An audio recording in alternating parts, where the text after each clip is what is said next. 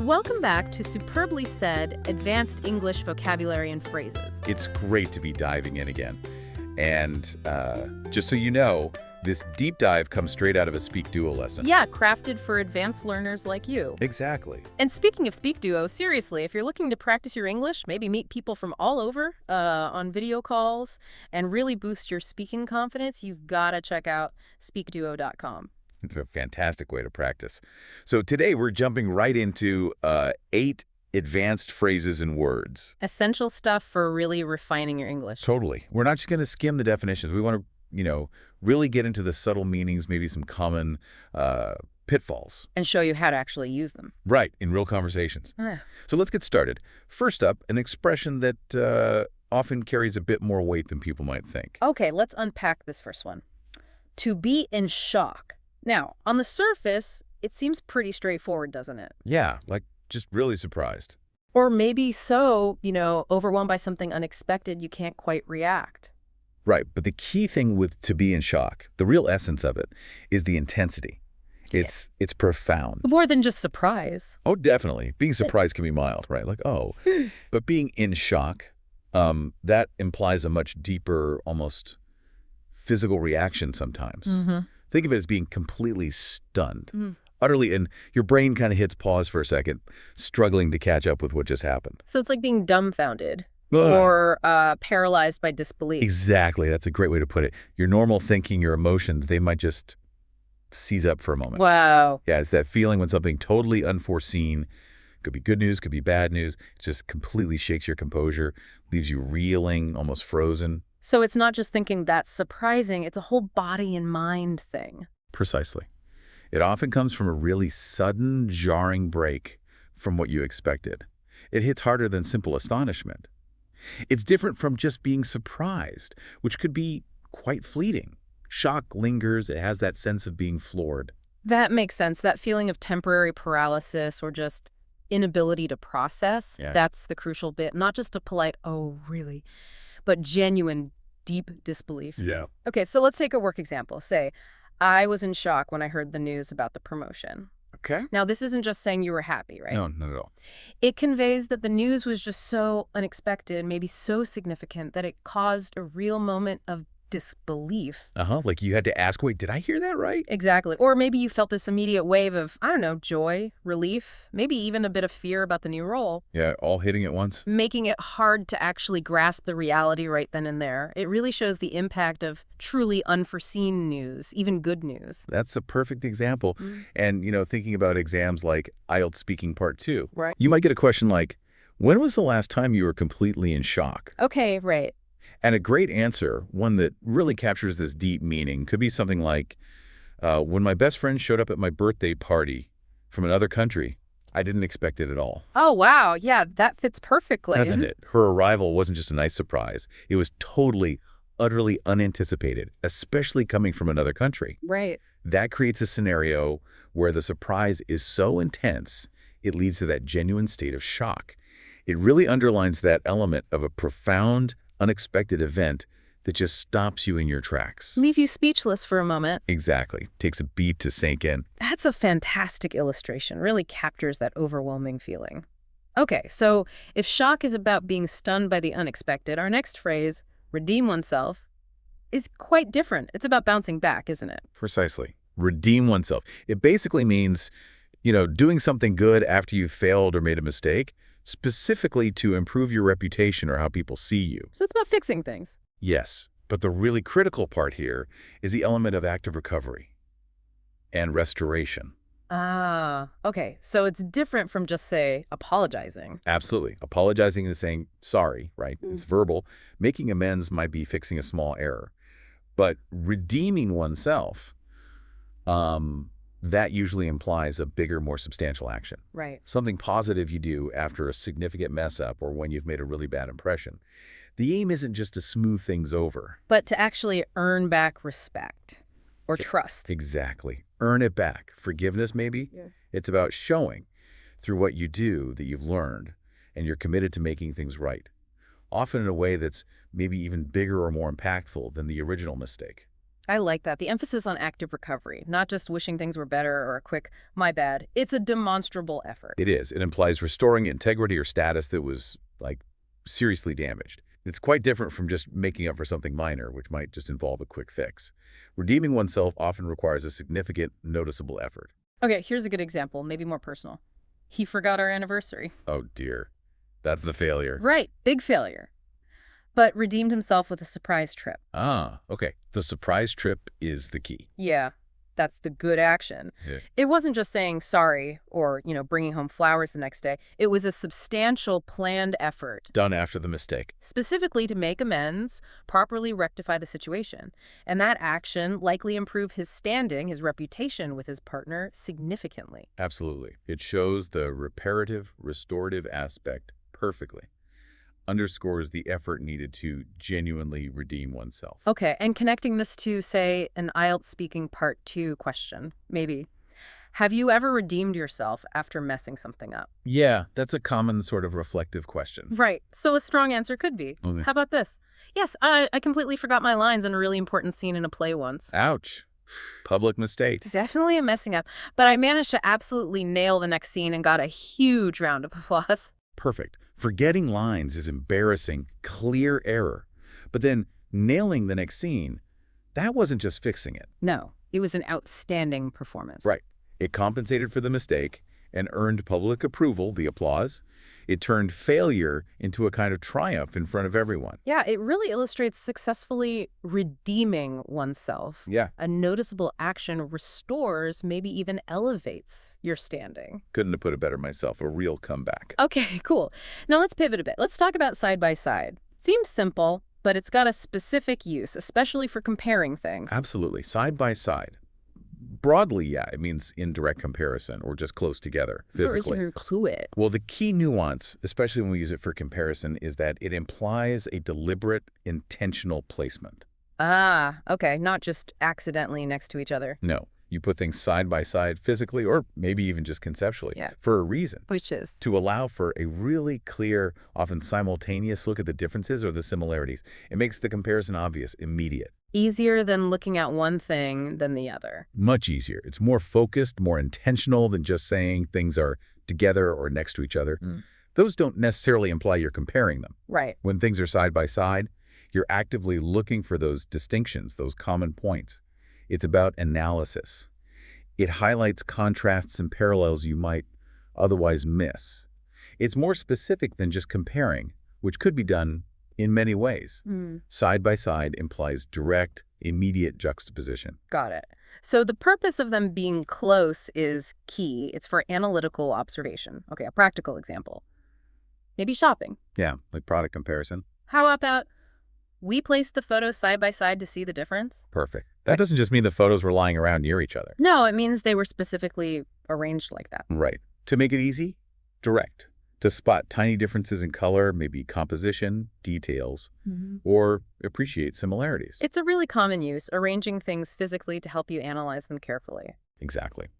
And thinking about IELTS again, maybe part 2 asks, what do you often compare side by side before buying? You could answer, shoes. Definitely shoes. I like to compare quality, price, and comfort side by side. That works perfectly. Shows the direct comparison, meaning in a real consumer situation. Yeah.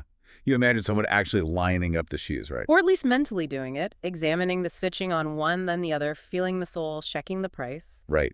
It emphasizes that you're being thorough, not just looking at one shoe alone, but actively cross-referencing features to find the best overall option. It's systematic. Makes total sense. That's simultaneous, purposeful evaluation. Okay, next one is a really energetic idiom, to kill it. Usually to kill it with something or at something, it's all about doing amazingly well. Oh yeah, this is a great one. Very expressive. To kill it. It means basically to do something exceptionally well. To absolutely dominate, smash expectations. So much more than just doing well. Way more. The nuance is its strong, informal, and really positive vibe. It's not just succeeding, it suggests an outstanding, impressive performance, maybe even surprisingly good. Something that really wows people. Exactly. It often implies getting a lot of admiration or applause. It suggests a masterful execution, a remarkable achievement that leaves a really positive impression. It's emphatic, isn't it? Very. It carries a sense of confidence, maybe even a bit of swagger. You might hear nail it or crush it Yeah. used similarly. Uh-huh. But kill it often implies maybe a bigger impact, a more significant success. It's not just good, it's definitively, impressively excellent. Unlike doing great job, which is positive but maybe more standard praise, killing it suggests something extraordinary. Right, like you didn't just meet the bar, you pole vaulted over it. Yeah, that's a good way to think about it. Okay. So in a performance context, stage, boardroom, wherever. You might hear, she really killed it in her presentation last night. Okay, and that implies? That the presentation wasn't just okay or even good, it was remarkable. Maybe got tons of praise, maybe landed a big client. Suggests masterful execution. Everyone was blown away. Exactly. A strong endorsement of serious talent and effort. A real standout performance. Makes sense. Uh-huh. And for an IELTS question, maybe something personal like, what's something you recently killed it at? Okay. You could say, confidently. I gave a sales pitch at work last week, and honestly, the whole client team clapped afterwards. It really felt like I totally killed it. The clapping is key there. It is. It's immediate validation of an exceptional performance. And the speaker feeling like they totally killed it shows that pride, that satisfaction from doing something outstandingly well and getting recognized for it. It's about the successful outcome and the positive reaction it created. Yeah, delivering that knockout blow in a good way. Love that phrase. Okay, let's shift gears now quite significantly to a tougher one, breakdown, specifically an emotional breakdown. Right. Breakdown, emotionally speaking. Mhm. This means a collapse of emotional control, usually because of overwhelming stress, disappointment, or pressure. So how is this different from just feeling stressed or upset? That's important, isn't it? Hugely important. The crucial difference is the severity and the loss of control. A breakdown isn't just feeling bad.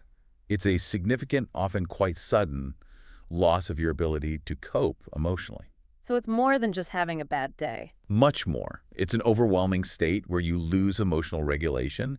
It's not just, shedding a few tears. It can manifest as intense, uncontrollable crying, maybe panic attacks, severe anxiety. Or just feeling completely unable to function normally for a bit. Exactly. It's that point where your emotional resilience is just temporarily overcome. Yeah. A significant moment of being incapacitated by emotion. It goes way beyond typical distress. It's a critical point where your usual coping mechanisms just aren't enough. That distinction is vital. A crisis point, not just everyday sadness, where emotions become unmanageable. Yep. So an example, maybe academic or work pressure. She had a breakdown after failing the incredibly competitive final exam. Okay, that works. Here, the huge disappointment, the pressure of failing that high-stakes exam, it led to this severe, uncontrollable emotional state. Right.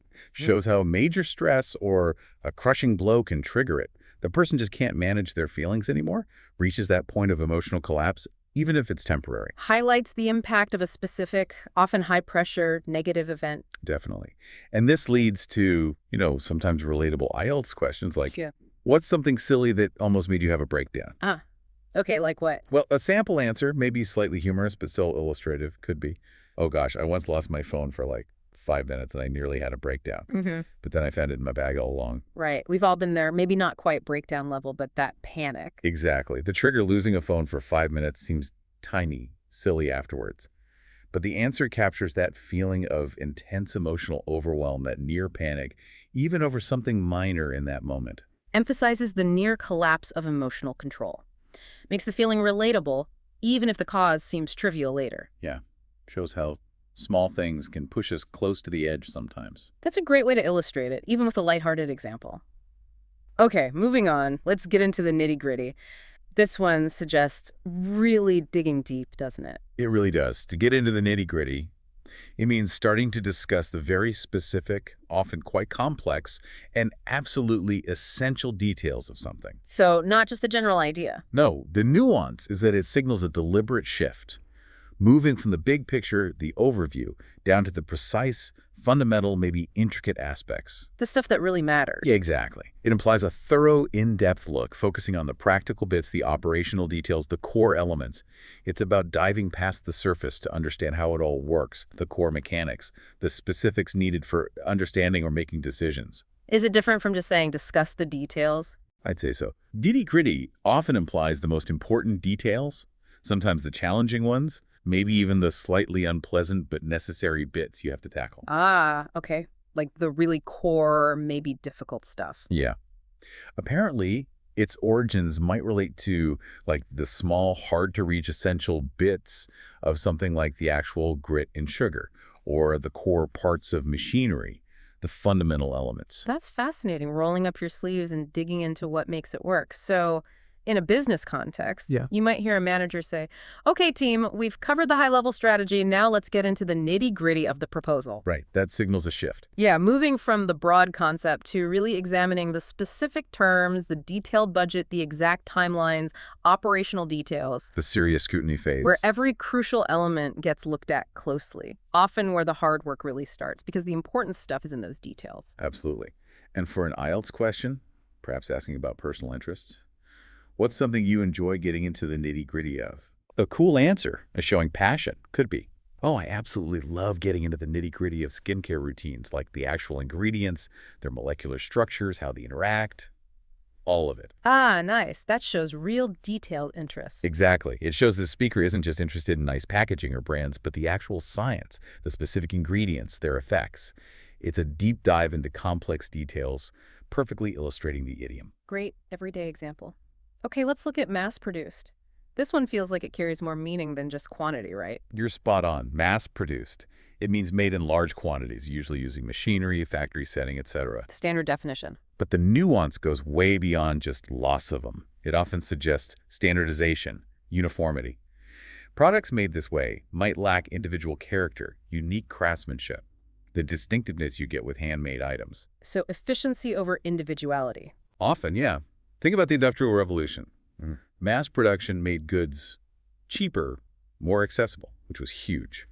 But the connotation today can be that while it's efficient, economical, it might sacrifice unique quality, personal touch, maybe even soul. It implies interchangeability.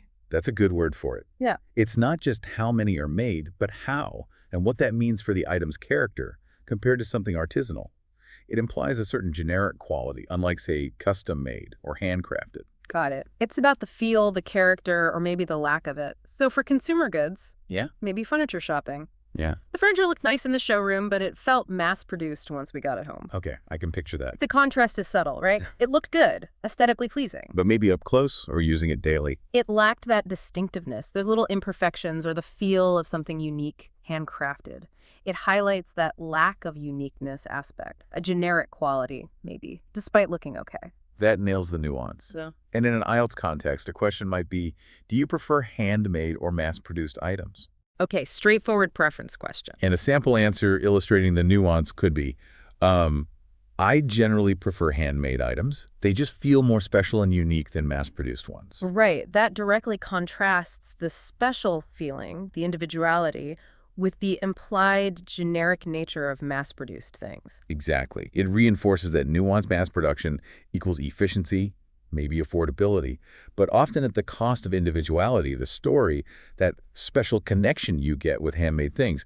It reflects a common value judgment. Really captures what the phrase conveys, not just quantity, but character.